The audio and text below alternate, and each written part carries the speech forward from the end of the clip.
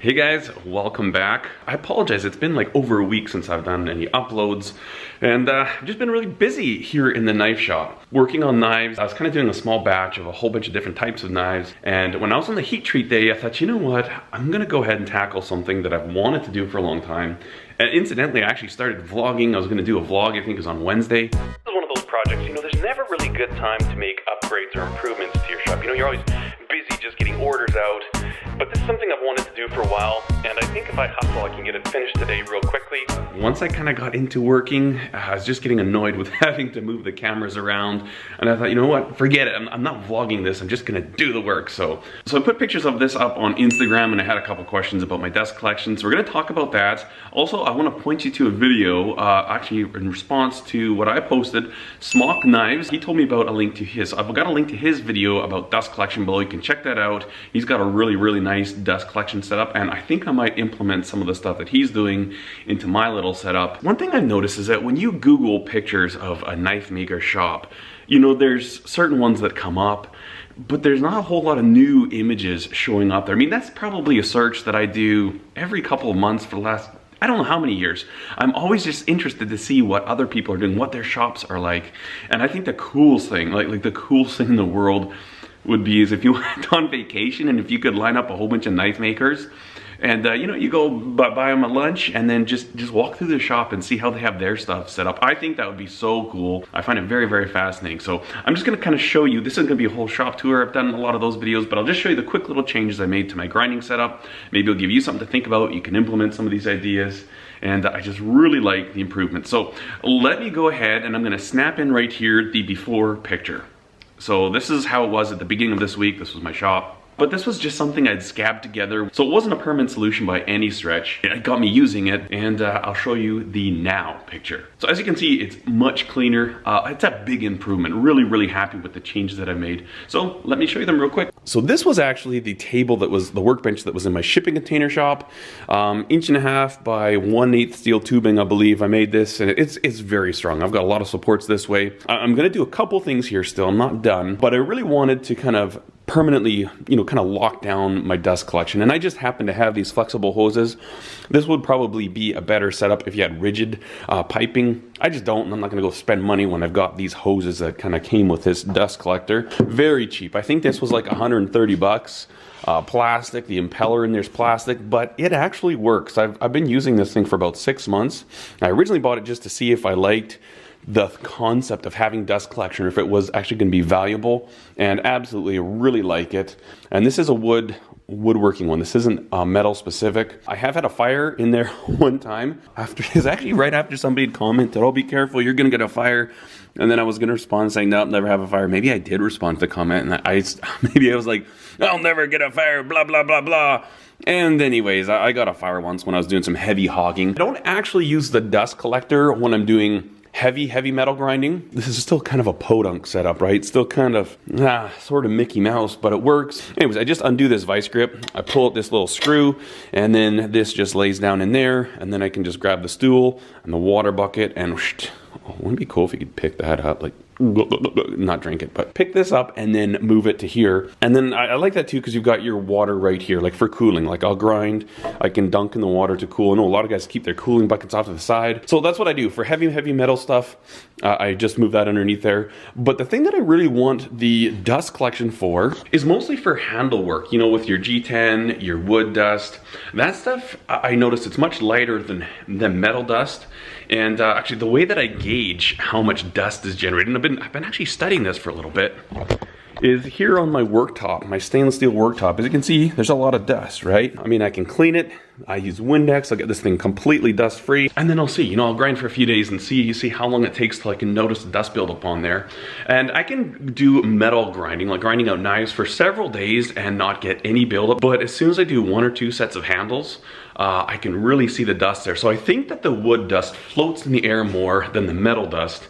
And that's the reason why I care more about having dust collection for doing wood stuff and handle work than I do for metal. The other thing to note too, and this is actually pretty good information, ceramic belts cut differently than aluminum oxide belts. And if you take a look, I actually have this little piece of grinder fuzz. And this was from Ceramic Belts. And you see they're actually kind of longer fibers in there. A lot of times when you're grinding, you'll get really long fibrous pieces with ceramic belts. And if you have a really good ceramic belt, that's probably one of the first things you'll notice when you just start using them. It's like, wow, this thing actually has completely different material coming off of it. And I've noticed a huge difference in the dust in the air, whether I'm grinding with like aluminum oxides or ceramic. So that's another real pro to ceramic. Huge fan of ceramic belts. Anyways, back to what we're talking about here. I also mounted my VFDs on this little bracket. This is just a piece of, I think 1/8 by 2 inch. And then I welded a support in there, and it just bolts on there like that, nice and rigid, nice and secure. And then I didn't want to have cords going around because they're always hard to clean. I mean, I always like to vacuum and clean up all my dust after I'm done every day.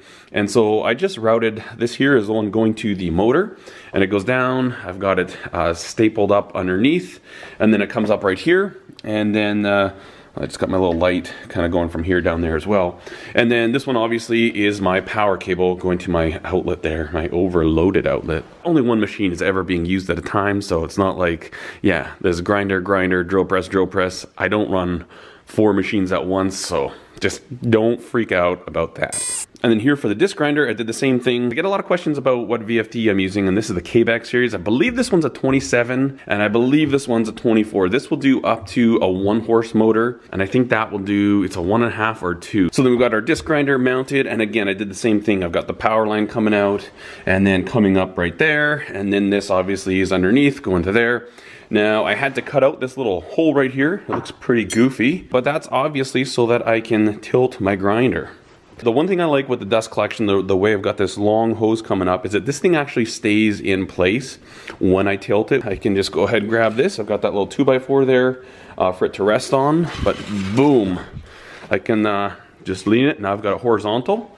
Now I just saw something that I never ever noticed. Part of my little renovation here was a new rack for belts, and that could be problematic. You know, you always want to try and squeeze as much storage as you can, and so I just took like 1.25 inch dowels, drilled holes, I screwed them from the back, I glued them in, because I want like, oh yeah, I want as much storage as I can get. But that's not good. I might have to give up one of these little things, but anyways. Really love how the hose follows the grinder back and forth. I've got my little switches, so my little blast gates or whatever, so I can switch between the disc grinder, and then when I want to do the horizontal grinder, back and forth like that. And then this thing just slips onto here, and then I'll actually take this hose off and run it in my sandblasting cabinet. Not the most super permanent setup. If I had more space, more room, I might come up with something a lot more robust, you know, just but anyways, I just figured I'd share this with you guys, show you this great change. This makes me really happy because it's nice and clean. I've got a place that I can, you know, if I'm doing several different knives, I can set them here, any tooling I need. This thing was always such a pain in the butt. I get a lot of questions about this. This is like this rubber, it's an abrasive cleaner stick. Let me just show you what it does, if you haven't seen it. Kind of hard to do one-handed. Oh, I gotta make sure it's in the frame. So that's all it does. It's kind of like this rubbery gummy stuff, and it just cleans off your abrasives, and you can get a lot more life out of your belts. And the one thing I really like too with the disc grinder, with the VFD, is a reversing switch, so I can grind like this. Once it starts to get worn down, you can squeeze a little bit of extra life by running it backwards. I mean, it's not a lot, but you do get a little bit extra, so you can maximize your abrasives with the disc grinders with a reversing switch on your VFD.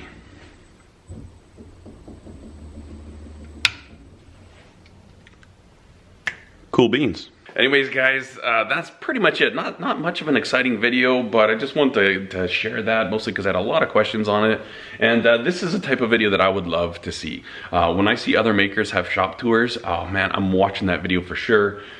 Even when I'm not actively in the middle of making changes, I love looking and figuring out and seeing what other shops are like. It's just, I geek out on that stuff, so I thought I might share it with you guys. I haven't done any more progress on this knife here. Hopefully next week we'll get to this, and maybe in the beginning of the week we can start doing some videos about this, get this thing finished up. Anyways, guys, I hope you have a fantastic day. I just kind of want to share with you what's going on here, and yeah, hopefully this helps. Thanks so much for watching, guys. I hope you enjoyed the video. Cheers.